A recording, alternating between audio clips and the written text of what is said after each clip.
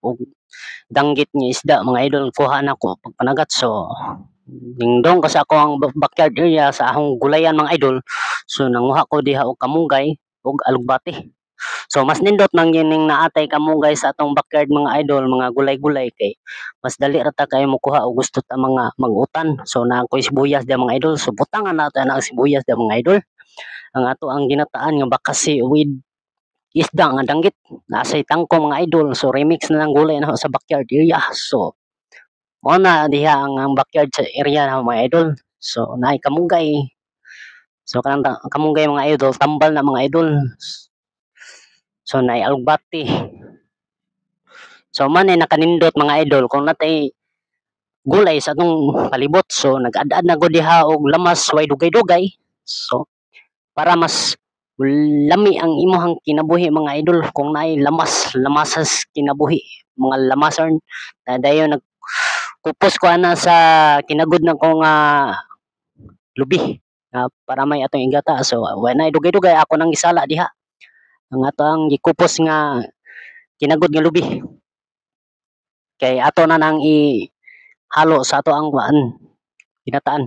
So nagpainit ko diha og mantiga para atong lundan sa ato ang bakasi ug isda nga danggit. So naa nang atong mga kalamason diha mga idol.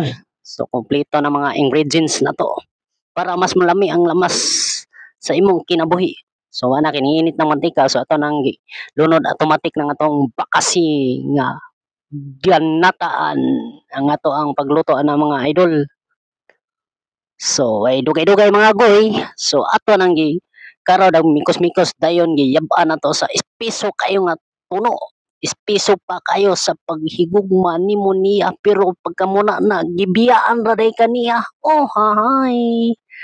So tanawa mga idol ang binyos sa atong ginataan namituon ang sabaw nagbukal-bukal mga idol. So andama na ng inyong mga usa ka balde hadong kanon ug usa ka balde nga laway kay magdugan ta kita og mikos-mikos ug kubkob mga goy.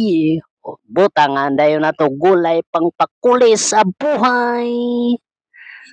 Butangan sa kamunggay para permente sila mukumbitay sa imuhang gugma inday. Oh, tuara.